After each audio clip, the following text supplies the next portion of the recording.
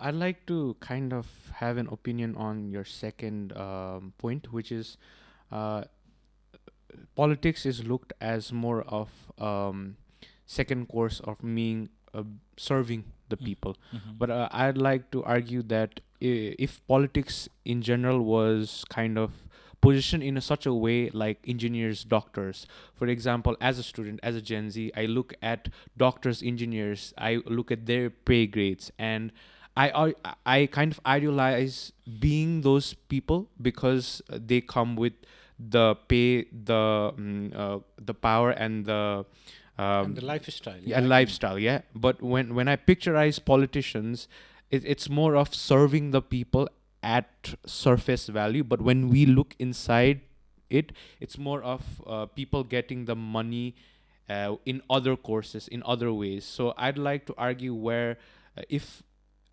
politics is also looked in a way where, okay, if you can make certain money, you can make that money. If it's more than the rest of the people, sure, but at least have the courtesy to do justice and not I think that would, in my opinion, that would lessen corruption in some ways.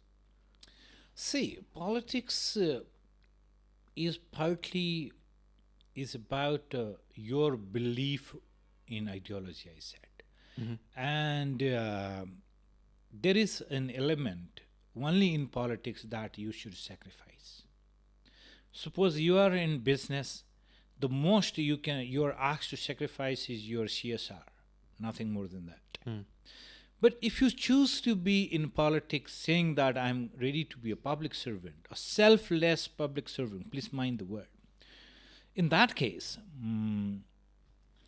this is true to their preaching of it is going to be a selfless public service. If you think there should be lakhs of politicians in the country, that is not required. What is absolutely wrong on the part of the many of the political parties is they are counting on their number of their cadres. That does not happen. The only time you care about the politics is when the elections come. True. It applies. Look at there is no such a big regimentation in the Republican or Democratic Party in US. Same applies the Conservative and Labour Party in the UK. So it is not being a party member does not mean that you earn a license to earn illegally. It doesn't mean you are allowed to be in the cartel of grabbing tenders in municipalities.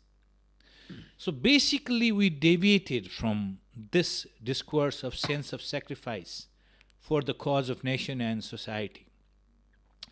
And there is another element. The learned lot refuse to come into politics. It is very dangerous. If you look at the last 10 president of the United States or 10 prime minister of UK or any developed country, we love giving examples of Singapore. They are the people who have been to best of the universities. The most mocked about Prime Minister Boris Johnson was part of Oxford. The flamboyant president in United States, the black president Barack Obama, was from Harvard Law School. So what it means is, what I'm trying to emphasize here is the discourse in the political circle in Nepal is that they are trying to show as if the university degrees, the talents, the capability is not required in politics, which is completely wrong, which is completely destructive. And it is destructive, but it did not help country to take forward. So if in the party system there was an evaluation system with internal democracy most qualified one. What do I mean by qualified one? Okay, we have got the economic problem. So the party should give opportunity to at least few dozens of economists and planners to their platform to implement their policies, even to formulate their development policy. Similarly, they must have few educationists who know what the education is, what the higher education is, school education is, which can be reflected in the policy making of the parties. I wonder, how many good economists do you see in the major parties that are ready to talk in technical terms about the economic problems of today? Same applies the education problem, health problem. What they are doing? There are few opportunists with degrees, and whenever they are required, they probably change their color overnight and to grab the position, just to grab the position. So that is not helping. So the internal grooming of the capable people in the party and the honest people in the party failed. So that is the system entirely failed. And another critical point is that we could not undertake a very comprehensive political reform right since 1990. What does that mean? First reform should have been that there is no alternative to democracy. That did not happen. Second reform, we failed in electoral reforms. So any kind of dirty money could be used in winning elections. Third, our accountability system. I can earn any amount of money without showing the source. I can bet a member of parliament who has maybe elected, who is member of parliament for last 25 years, can save money to buy a house in Kathmandu, to buy a car in Kathmandu. So it is apparently disproportionate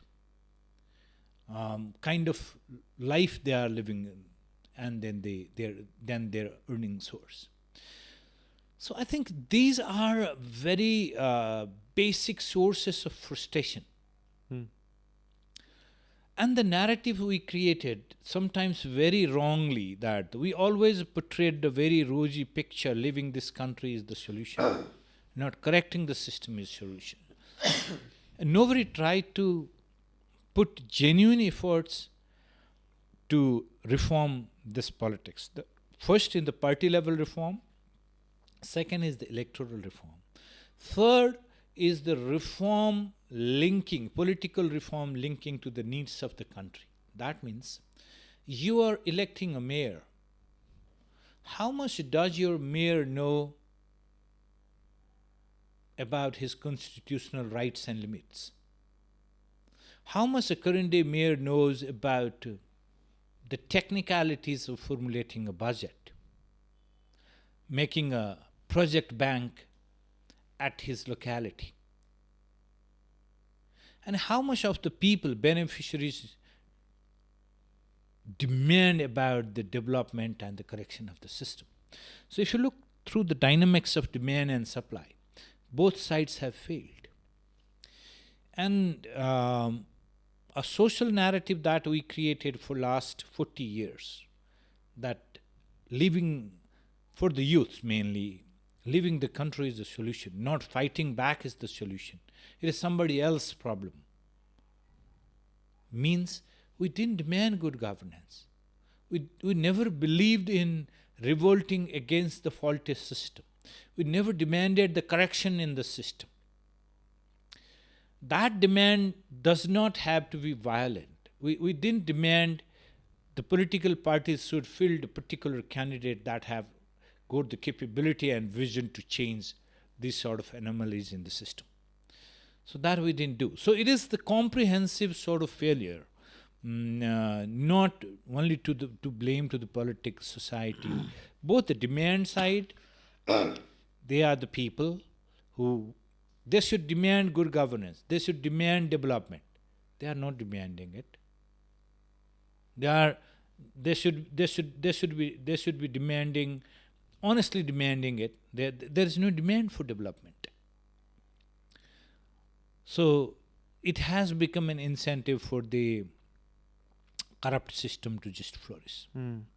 I see three elements. Like first element being the geopolitics getting inside in the way of the development. Second being proper people being in the government level in terms of education and how well they know what should be done.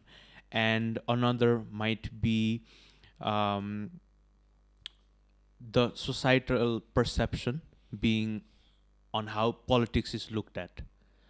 From my perspective, those are the three that is kind of problematic for Nepal's development. Do you think these three aspects needs a change? If so, in what ways?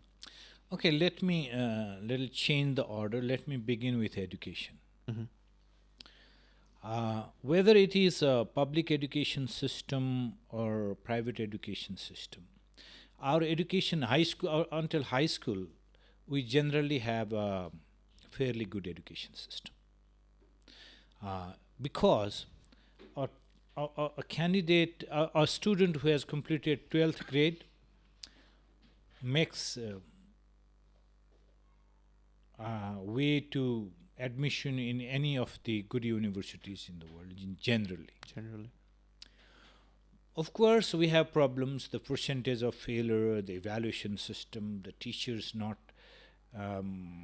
being available in the remote villages, and worst of all, when the school education, responsibility of school education was given to the municipalities, very few of them are realizing that importance of it is their responsibility to invest within the municipality and impart a quality education. But system is there, the constitution is there.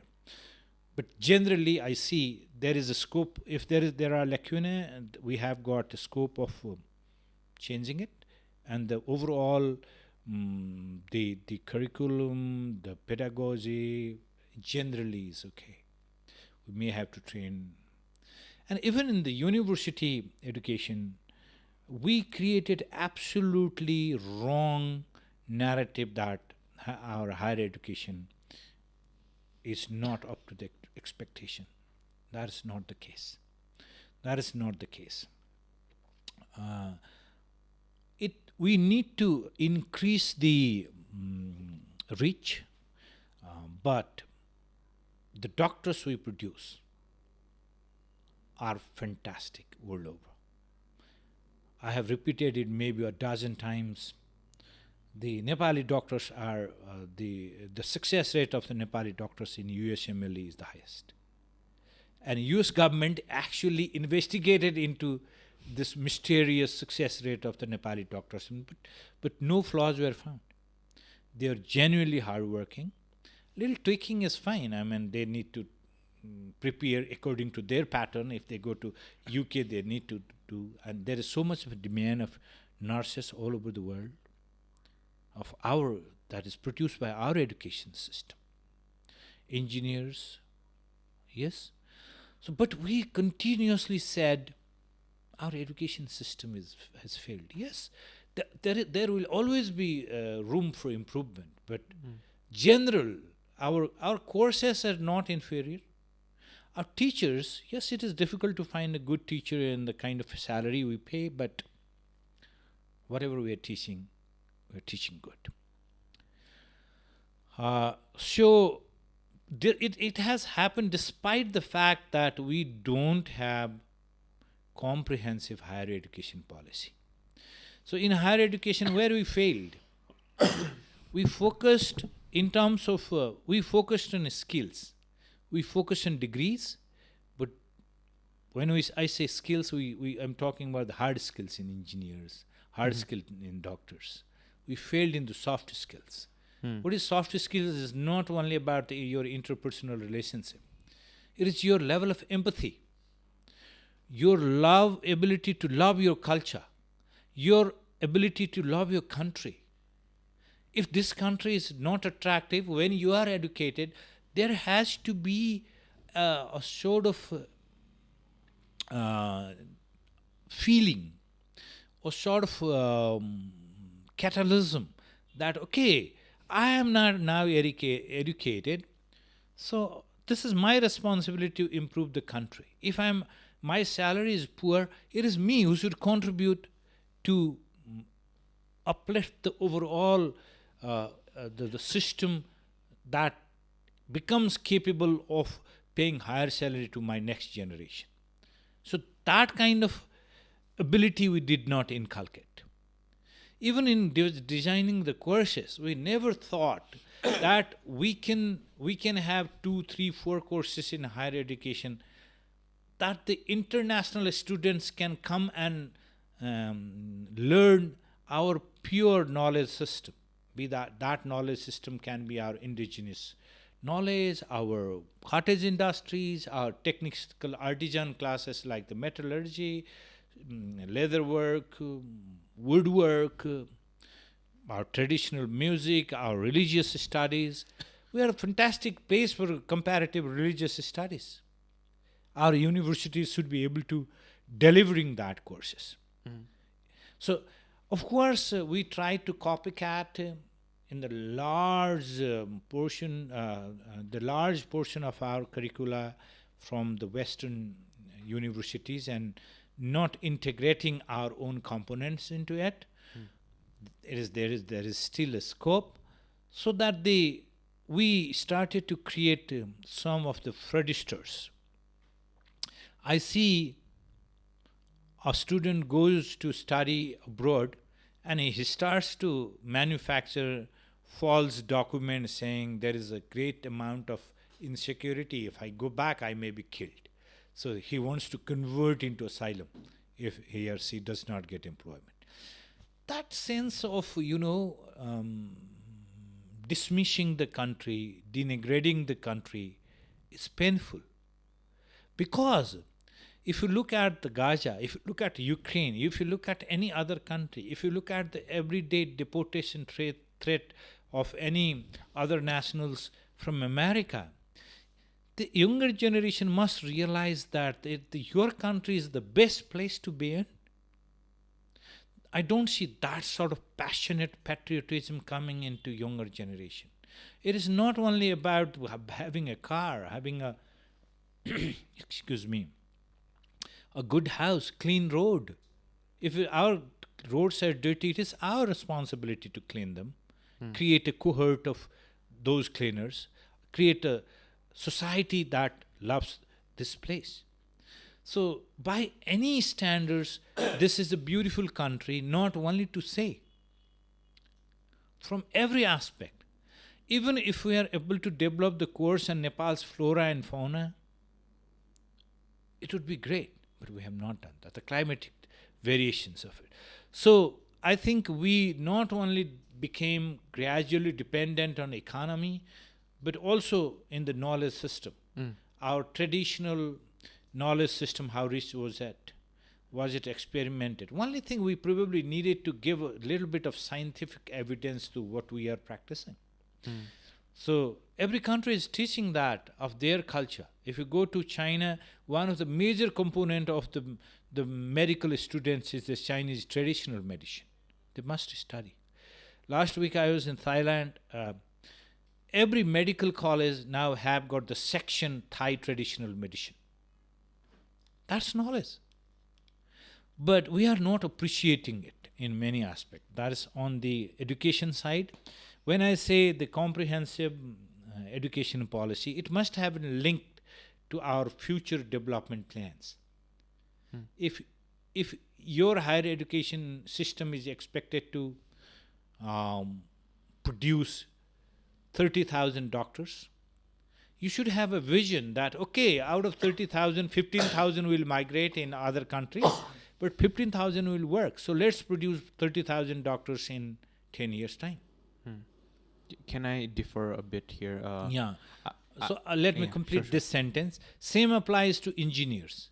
If you're thinking about linking road, providing drinking water, everything, our higher education system should know, should have the projection, okay, this is the manpower we want to produce and we want to employ. And when we are allowing to open colleges, universities, without those sort of calculations. Yeah, you're trying to say something.